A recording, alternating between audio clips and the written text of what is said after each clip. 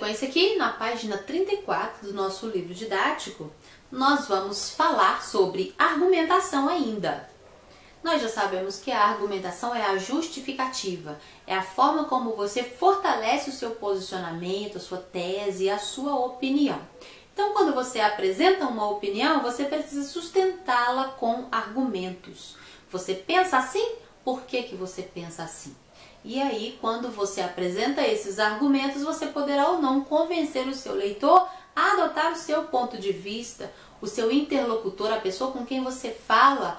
Dependendo dos seus argumentos, ela vai aceitar a sua opinião ou não, não é verdade? E aí, nós temos muitos tipos de argumentos. Muitos mesmo, mas você não vai conhecer todos eles aqui nessa aula. Se você quiser pesquisar, pode pesquisar aí em outras fontes, porque nós temos muitos tipos de argumento.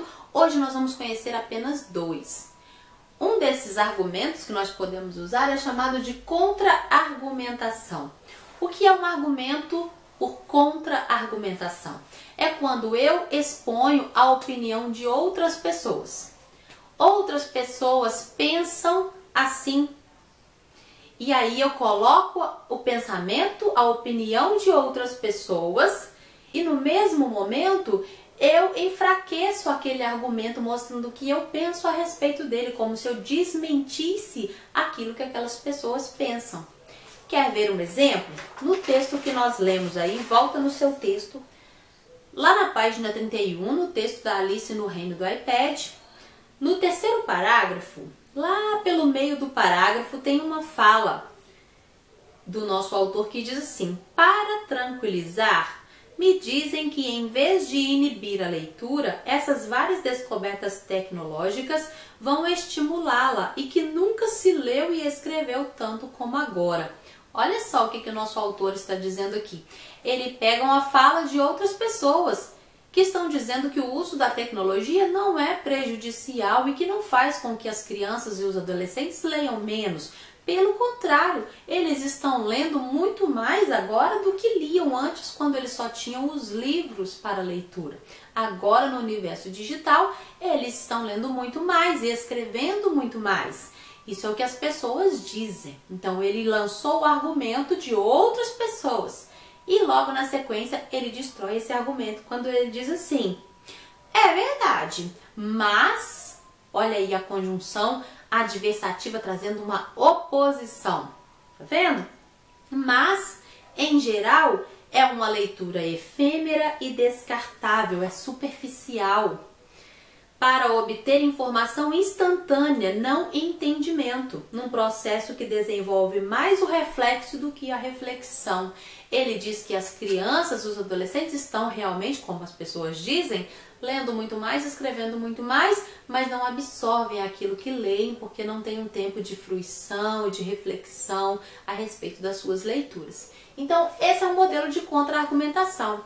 Eu apresento a justificativa das pessoas, as pessoas dizem que o comportamento deve ser esse por causa disso.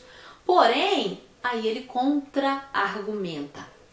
Põe o argumento do outro e contra-argumenta. Coloca um argumento contrário em cima daquilo.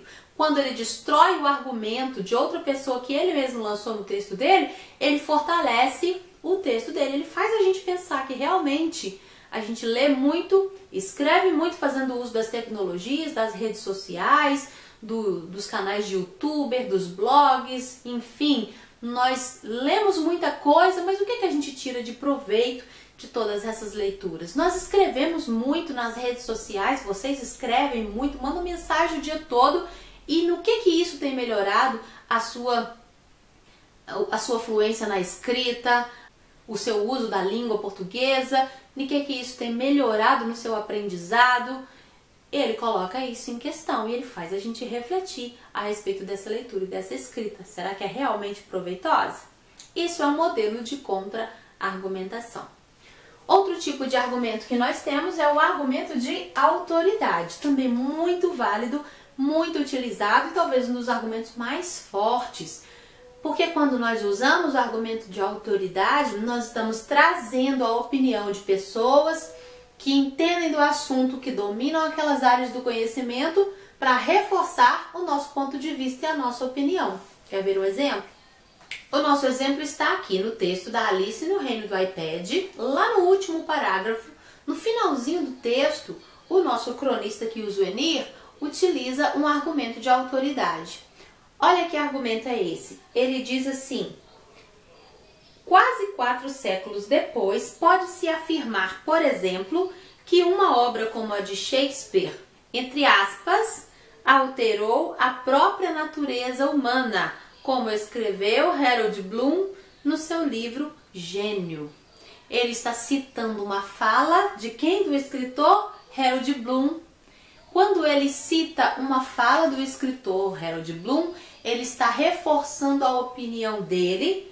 Ele está usando uma frase dita por outro escritor que conhece sobre a genialidade, que pesquisou sobre vários gênios, que quase 4 séculos depois afirmou que a obra de Shakespeare produziu mudanças profundas na sociedade, alterou a própria natureza humana, como diz aí o Harold Bloom. Então ele cita esse argumento para fortalecer a opinião dele, de que o trabalho desses gênios pode produzir uma influência marcante na nossa sociedade e isso pode ser relatado ainda daqui a muitos e muitos anos. Isso é um argumento de autoridade. Quando eu trago alguém que domina o assunto, que entende daquilo que eu estou falando, e eu cito aquele escritor, aquele autor, aquele cientista, aquela especialista, para poder reforçar o meu pensamento. Isso é um argumento de autoridade. Para nós encerrarmos aqui essa parte estrutural do gênero crônica, nós vamos falar da linguagem. Qual é a linguagem que se utiliza na crônica argumentativa? Então eu coloquei para vocês algumas ideias aqui do tipo de linguagem. Como a crônica argumentativa é um texto que se assemelha muito a uma conversa. É uma conversa do cronista com o seu leitor. Ele cria um ambiente de maior intimidade, muita leveza nessa conversa, no relato dos fatos e nas provocações que ele faz para levar esse leitor a pensar junto com ele, a desenhar as imagens, a associar as situações e a refletir sobre os problemas enquanto ele faz a sua narrativa. Então é uma linguagem muito leve, uma comunicação muito suave para trazer esse leitor para mais perto. Por isso nós temos na crônica argumentativa o uso do humor e da ironia de uma forma muito forte. Então ele brinca com as palavras, ele brinca com as situações, ele coloca o humor nos seus relatos para fazer com que o texto seja um texto leve. Usa a informalidade na linguagem, então ele utiliza uma linguagem mais informal, mais proximal, trazendo marcas de informalidade e até de coloquialidade. O texto mais coloquial, não utiliza tanta formalidade no texto e na escrita da crônica. Não é um texto formalíssimo, embora não se permita erros de ortografia, mas ele traz a variação linguística mais coloquial e informal para trazer essa proximidade com o seu leitor. Essa é a forma básica da linguagem da crônica argumentativa. E aí, baseado nessas nossas impressões, nesses levantamentos que nós fizemos aqui, você vai responder as questões aí das páginas que estão propostas para você na sua atividade. Faça com bastante capricho, interprete as situações, expanda a sua pesquisa e nós nos encontramos logo para fazer as correções, tá bom? Um abraço para vocês.